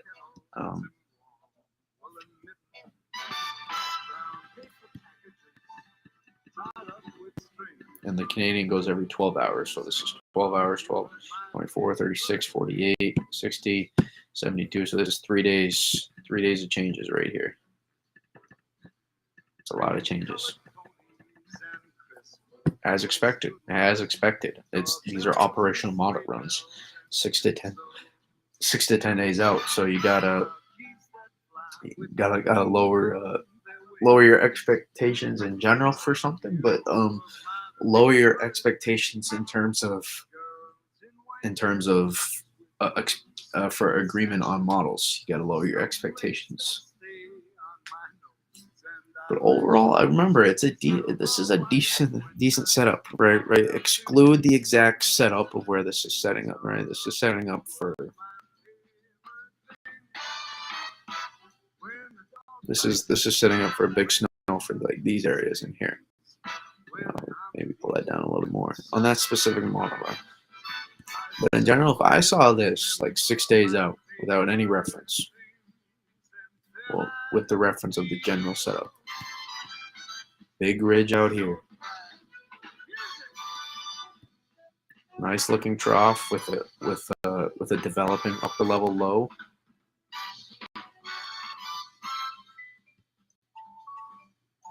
Sign me up. Sign me up.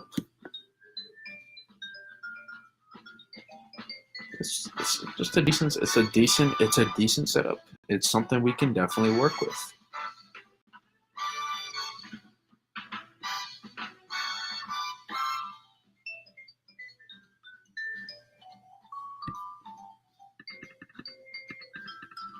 Right? And regardless of anything that happens here, whatever happens, we are going to be cold on the backside. We're going to be super cold on the backside. Notice, right? Your storm system comes in, comes through. We are going to be cold, cold, cold on the backside of this system. Whatever comes through and however long it takes it to come through, we're gonna work cold air in. So we're gonna be cold after this probably.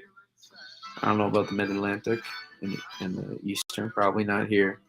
So it looks like we have a little bit of a ridge in the Southeast U.S., but I know in the Northeast. And that would change if we suppress this completely. That would change a little bit, which I guess is technically still on the table. Just I wouldn't rely on it exactly, at least at the moment. And that would work in a lot more cold air.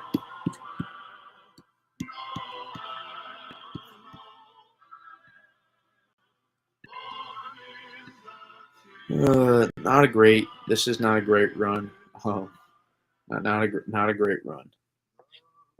We can't work with this. We can't work with this. Like I'm being over emotional, but I'm trying to demonstrate the point that we can't work with this. We cannot work with an upper level low. Even on a transfer system, we can't work with an upper level low this far up into Canada. We just can't. We just can't. This is too much to ask. We consolidated all of our energy way too far north here. So this is way too much to ask for to try to work with.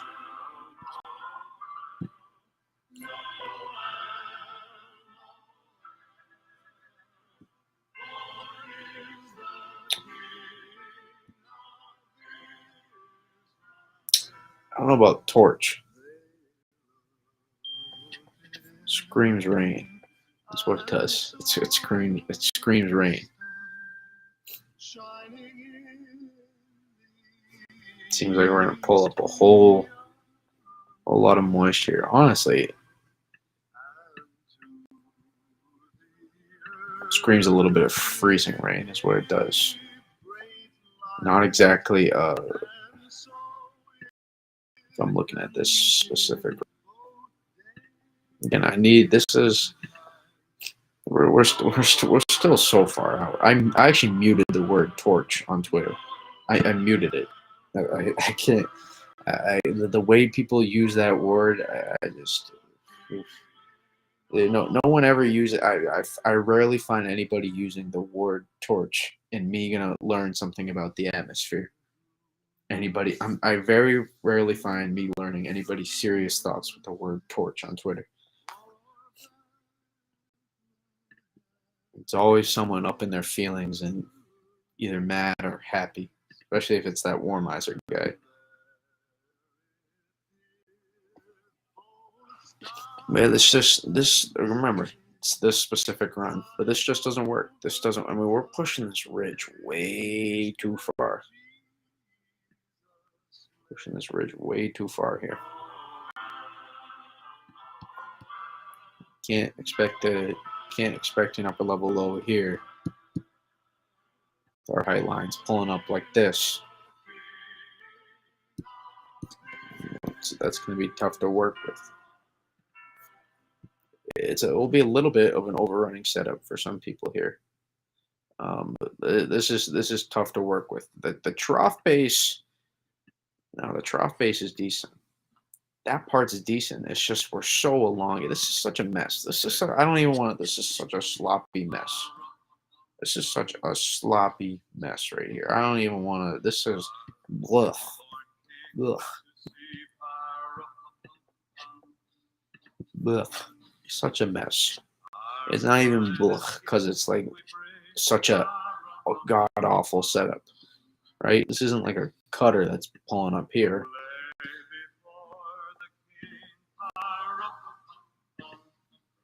But this is just so elongated, messed up. I mean, oof. Plus it makes it hard for me to read because I'm not special. I'm not special with these.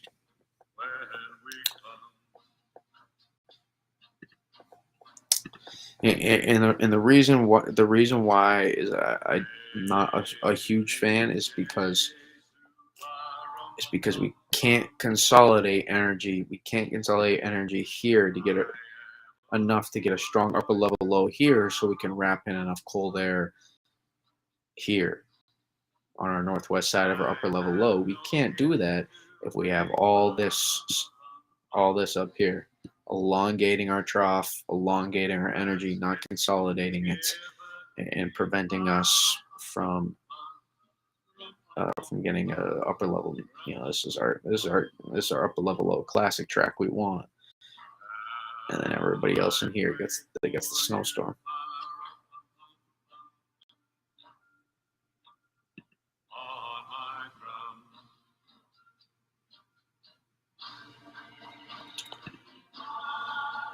I don't know if it went to crap. I might be overdoing it, to be honest. It might be overdoing it. But I don't really get too caught up in just the general one model run. The problem is here, like it's a little bit of a decent mix of both runs here. Like generally, I see a trough base like this, but this is so elongated that we're struggling. It's taking so long for this to wrap around the trough base, and notice how sheared off all this convection is. We're not consolidating convection. We're not wrapping in cold air as efficiently as we could be. Oh no. Sorry, I'm an Oregon fan. And the quarterback threw a pick. Oh, come on, Bo Nix. Oh, regardless, it's just sloppy. It's just sloppy. Now, this enough. It's enough time for like these people. It's enough time for like these people to get something, but not these people. I mean, regardless, the coastline is tough to work with, but especially in November. But I mean, it's not bad. It's not bad. It's just we had a lot to. There was a lot to overcome on this run. So this isn't terrible. This isn't terrible. It's not terrible. Right, you can kind of see here, but right, what I was highlighting here on 500 is just so we're not rapid. Like, see how this like looks blotchy and just cut off? Like we're not consolidating precip here. We're not back in this flow. Like like it's decent, but it's gonna be. This is why I said this is gonna be better for these people because we're not wrapping in as much cold air as we need to in our system because we're not consolidating energy the way we need to because it took so long for that to happen. Now, if we dropped all this a little bit further south, maybe just a tad bit further east, and we had this exact process take place, then that'd be something more we could work with. But man, I'm a little bit up in my feelings because of how much work we had to make up from this run, but it's not as it is in the sense of just the general setup. It's ideally not something we want to work out, and this specific run kind of happened to work out about as good as you could ask for. just not an ideal. You can see we're going to consolidate. I mean, right here. Now they'll work out nice because now notice how you can see we're starting to consolidate this a little bit more. Instead of our energy starting to get sheared off to here, we're starting to pull this northward here into our system. And that will make more sense. You know, I use this to explain my thoughts. Right. So this ain't right. This ain't bad. But remember, I told you guys, right? I told you guys like 3 minutes ago what was gonna happen here. It's gonna work out. I mean, not that far. It was gonna work out for these people. But we're just a tad too late for these people. Now, what might happen here is we might wrap enough cold air and enough precip where this band just comes down and pivots like that. So not all hope is lost, but we kind of what we were working with to start with.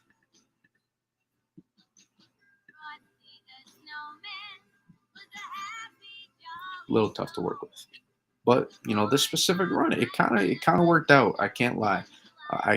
This was a little bit better than I thought it was going to be from the start. And again, 6 days out, we can work with this. We can work with the solution it showed on the P type as much. I'm not as big of a fan as the setup at 500. I'm not. Personally, I'm not. 500, I think it's a little bit more. I think the P type map is a little deceiving for this actual setup at 500. Yeah, ideally, I want this all to happen a bit later. Play this through. We drop in. But the positive, one of the reasons why I saw this drop so far north, originally what made me think, okay, maybe this could be better until I saw the way this consolidated and got so strung out, and that's what the reason it being strung out and consolidated is a bit of a conundrum, but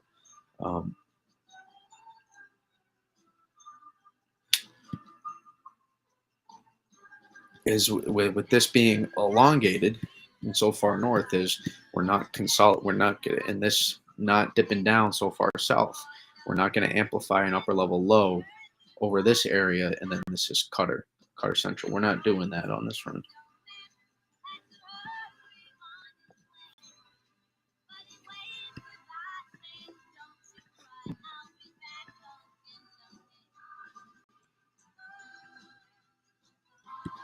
I mean, Maine probably get pummeled on this run.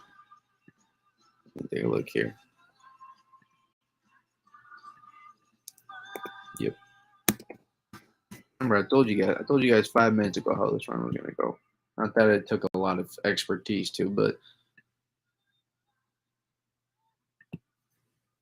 I highlighted that area like 5 minutes ago.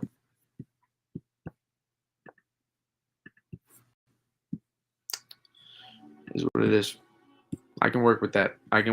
Though. 6 days out. This is kind of what we're looking for. It is, but it isn't, if that makes any sense. Now, if we were in a perfect world,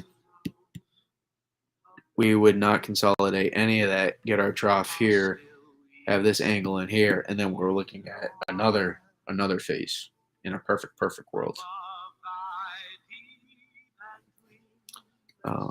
That may be too much to ask. That may be too much to ask for on this.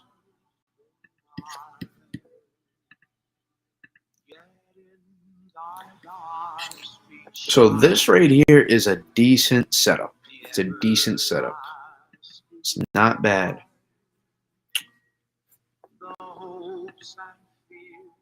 It's funny how this sets up is originally.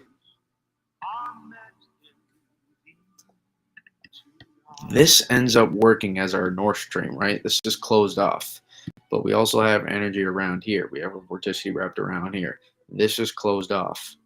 This is wrapping around. So we're not consolidating any more energy into this because we're closed off here at 500. So we're shunting it off basically, and it keeps shunting it off until it opens. It's still closed off. So it's kind of still pulling in vorticity in here, but it's what's left behind. We're creating almost a new trough. And then once it opens back up, right, it's starting to open back up. It's going to work as a Nord Stream, it never even really fully open. It just shunts. It still shunts a lot of uh not shunts, but it still holds on to this a good amount. If we open this back up a little bit sooner, we can pull some of this in more faster. Then we get our upper level low to consolidate a little bit further south, and then we get more snow farther southwest. Again, this it's just this specific run. I have to, if I'm looking at a model run, I have to break it down like I would at any time frame. That's just what I do. If it's 156 hours out or 24 hours out, I'm breaking it down like I would right now at any time. But I know how to break it down without letting it, severely impact my judgment in terms of, the overall forecast. Yeah, but then notice here on this setup, regardless what you do, you'd pull in a lot of cold air, and then like you get this upper level low to sit up here, and honestly, you'd probably get some. Maybe you could get some lake effect. Yeah, you get some lake effect. And what happens here, the CWS in a perfect world is if you get that north, right? We're getting this North Stream. See this here? It's even a strong 994. You're getting this to pull in here, wrap around the trough base. We're really now just big time snowstorm you get here. Just a little too late though. Um, you get an even bigger time snowstorm.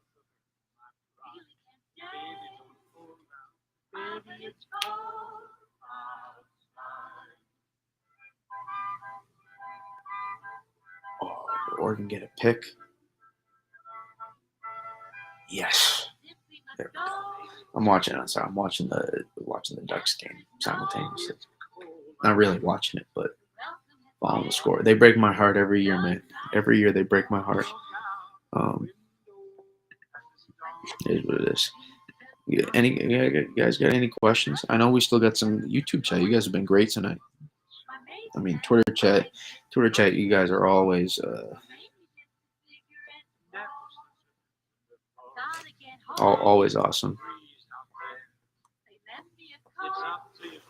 You guys got any questions about next weekend? Euro kind of Euro's gonna have some, gonna perk up some eyeballs probably for some folks.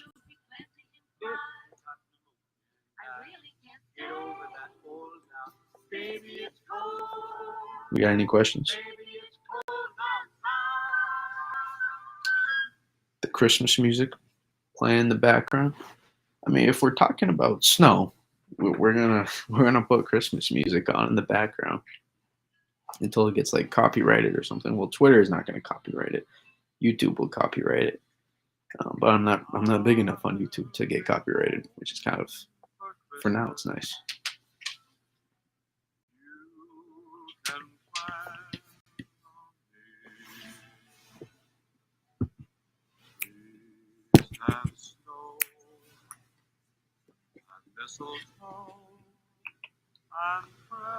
Man, we're pulling in some cold air. Pulling in some cold air here. I'm curious.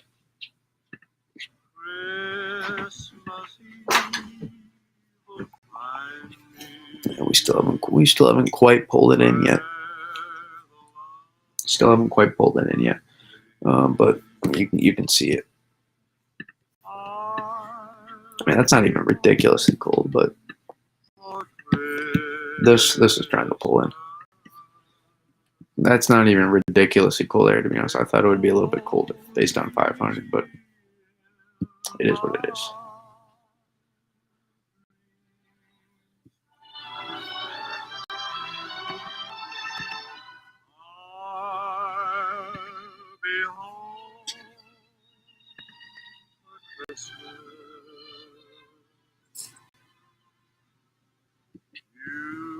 But yeah, you guys got any questions? I know I'm like repeating myself, but I just want to double check. Just want to double check.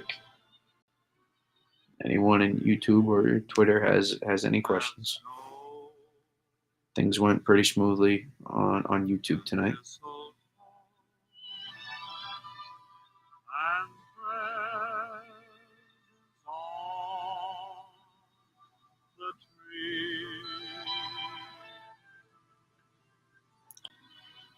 I'll give you guys like 20 more seconds.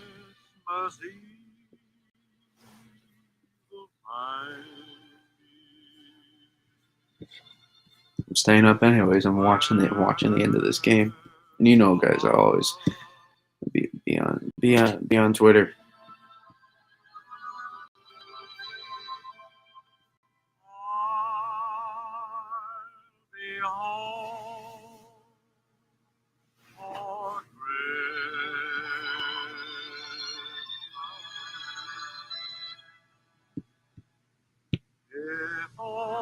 Nothing. All right. I appreciate everyone that came in. We went. Everything went pretty smoothly tonight. Thank you, YouTube, for cooperating. I think I have a better idea how to handle the chat in the future as well. Twitter, always a pleasure.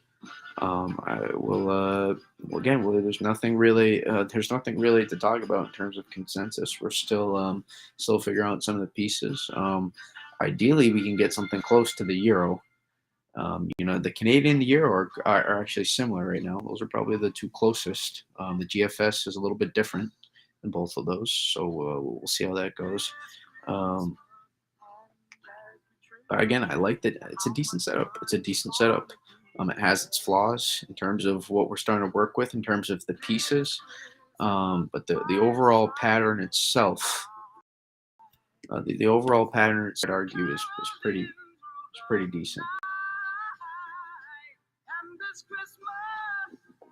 So I think some folks will make out pretty well with this. All right. So we'll leave it off with some Donny Hathaway then. Well, I hope y'all have a good night, and I'll see y'all. Maybe if the lake effect works out, if it's a ridiculous lake effect tomorrow, then maybe we'll do another stream on it. Maybe not. Or if we get some more model consensus. Other than that, we'll probably not do a stream tomorrow night.